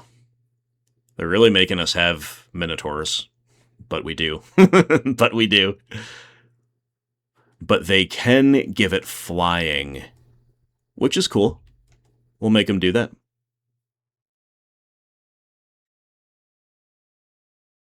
Yeah, so they'll attack, we'll flash in the Illusionist, and then they can give it flying before it blocks, as far as I can... Yeah, as far as I can tell, that's the plan in case of an unexpected Minotaur, but then they don't go for that. Okay, interesting. I wonder what else they have. But here's a cow. Untap. Mana Leak. Nice. Alright, still no other red land, so what are we doing this turn? Are we icing? We're probably not icing against their creature lands. We probably have to save that. So let's go ahead and fire up one of our factories.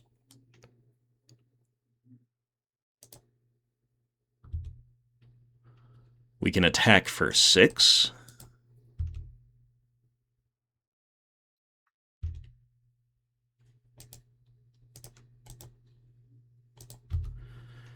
And now we're holding up Mana Leak plus Lightning Bolt or Overload. Guess we're technically holding up Fire Ice too, but that's probably not going to get used this turn. Just going to say go, huh? Well, I'm going to bolt upstairs. Not that it's bad against their board by any means, but because we are, again, choked on red mana. So let's use a red spell. Oh no, we don't need more Didgeridoos. We got 2 in hand now? Okay. Alright, so what can they do? 1, 2, 3, 4. They cannot fire up Stalking Stones. So they're firing up Chimeric Sphere and Mishra's Factory, neither of which can trade with Illusionist. So maybe we just attack with Illusionist for now. Like, we do have more aggressive attacks available to us, but I don't think we need to force the issue so much here.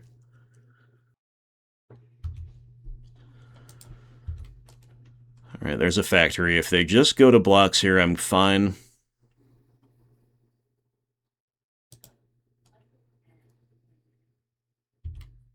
Alright.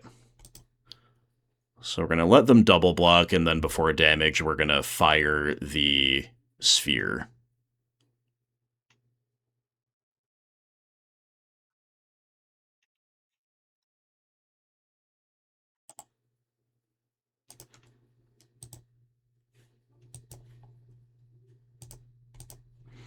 We have other lines as well. We could have iced something down, and that would have been kind of a nice use case as well.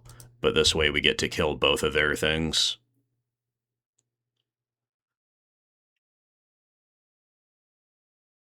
I'll play another Didgeridoo. We'll keep one in hand.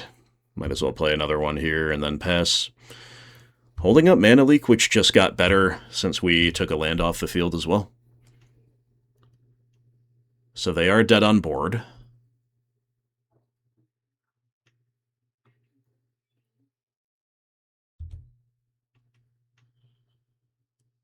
not scooping. Cannot activate Stalking Stones. Alright, we do have counterspells, so...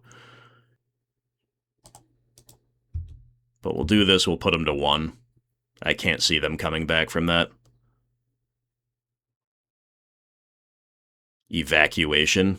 Alright, yeah. Yeah, we'll just Mana Leak.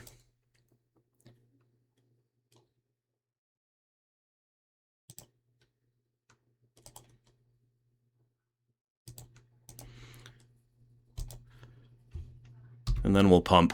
So they're at 1, their Underground River is shut off for colored mana. So no Death Pit Offering, not that that really matters at this point, and that's good enough. Alright, game 3.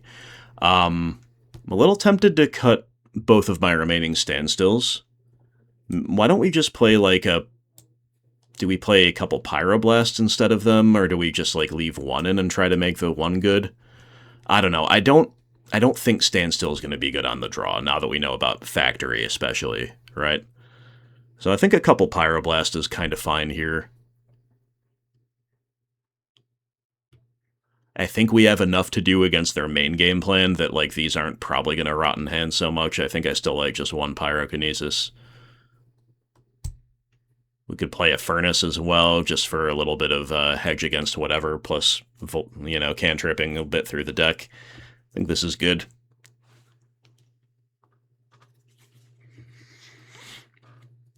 Alright, well, we've got the Didgeridoo and an Illusionist Wombo combo rolled up. It's not as wombo-y as Tangarth, but it's still pretty wombo-y.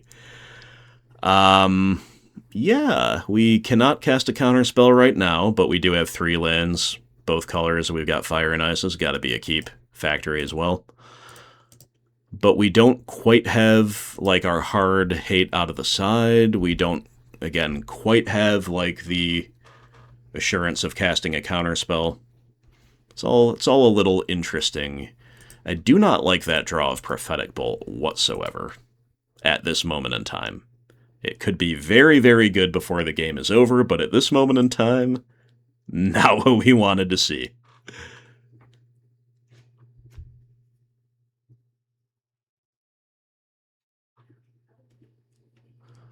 And we do sometimes have to complain about drawing multiple Didgeridoos, but that's the price of having it in the deck. And again, how good was it last game? How good is it overall on the shell? It's pretty darn good, right? Just play the Song of He Who Delivered Us. Play the Song of Pharaohs. Opponent just attacking for a turn. Okay. Okay.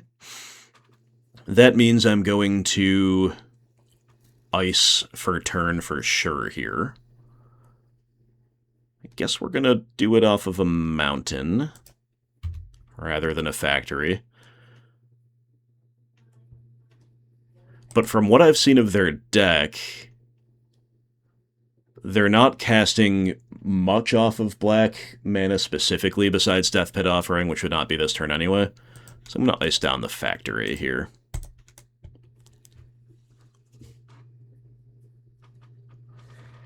If we can hit an untapped blue land, we'll have Counterspell going into next turn, and then hopefully curving into the Minotaurs, but instead we hit a red land. Not ideal. Not ideal. Wow, 2 red lands off the top? Okay. So if we lose game 3, I'm definitely going to say it's just because of drawing. It's flooding while not hitting the second blue at the same time. That would be the primary cause in my view, but we're very, very far from that. I'm just pointing it out now in case it happens. I think that would be... I think these are crucial turns to not have a counterspell up. But I guess I'm wrong, because they're just going to play a small Salt Marsh and pass. Interesting.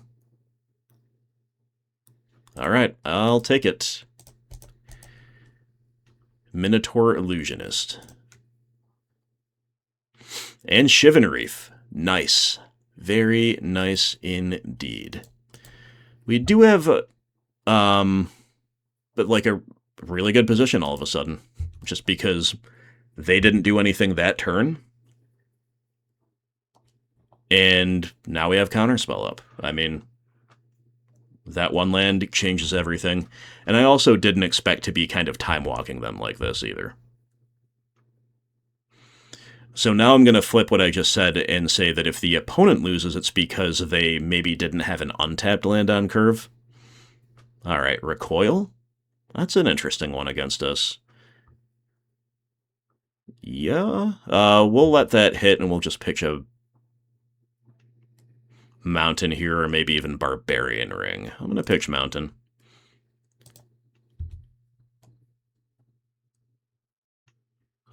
We could have fought over that. I don't think that's worth it.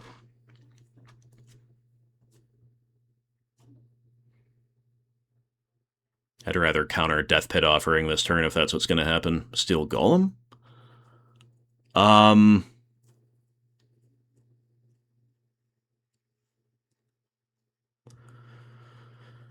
Yeah, I think we let that hit. I think we're going to play our Illusionist, and then we pass holding up. Ooh.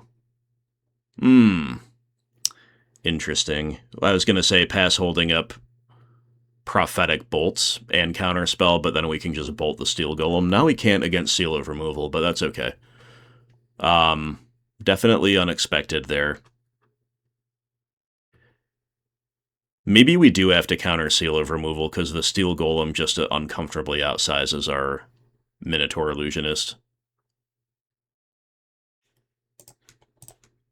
Yeah.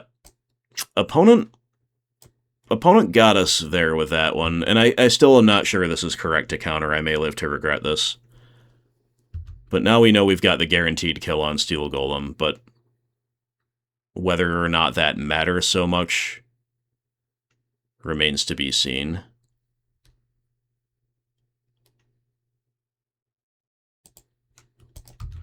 Alright, no shortage of blue mana now. So we'll just pass.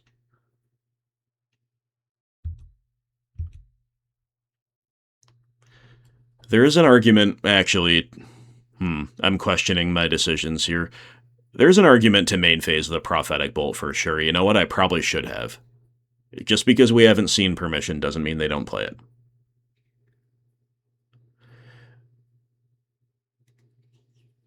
In general, like, operating at instant speed and on the end steps is pretty good against this opposing deck, right? But yeah.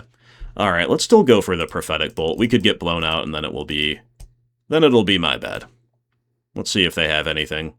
They could have even just a Recoil to save it, which would be card disadvantage, but then they're blowing out our card advantage and they're keeping their threat. Yeah, I should have just main phased this. But it'll hit, and we get a Minotaur Illusionist. Seems really good, and we have Tangarth as well. Okay, well, life is perking up, is it not, my friends? Life is perking up indeed. Now, the big fear here is we don't have an answer to Death Pit Offering in terms of Permission, and their stuff, they could just then make a bunch of guys and outsize our Minotaurs and all that. But, yeah, this is working out okay. For now. We just don't have all of our bases covered. There's Death Pit Offering. Yep. The fear has been realized.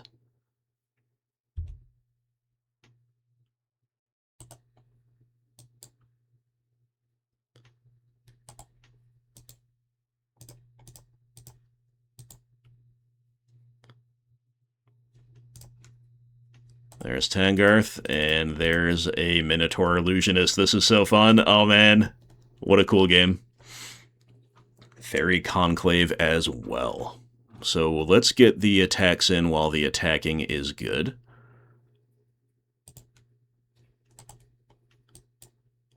Fire up Mishra's Factory.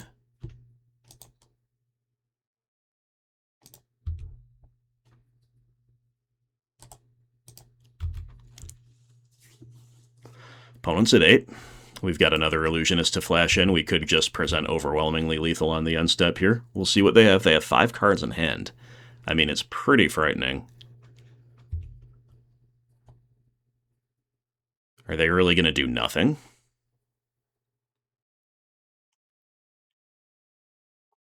Not even like an innocent blood? Okay, I mean, I'm going all in.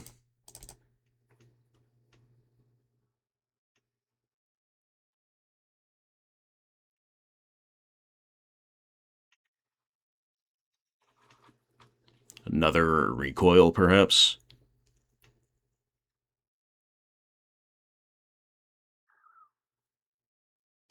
Yep, on Tangarth. Okay.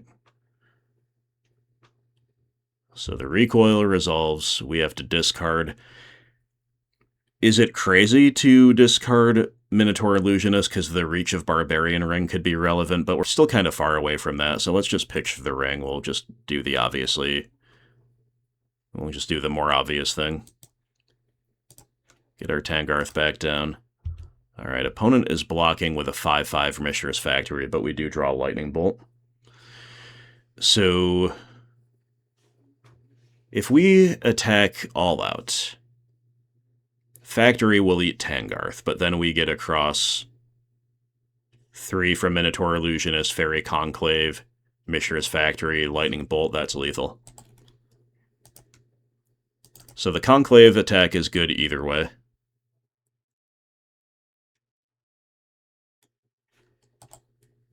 Yeah, we're going for it. I don't know if they've got any kind of free spells rolled up or whatever.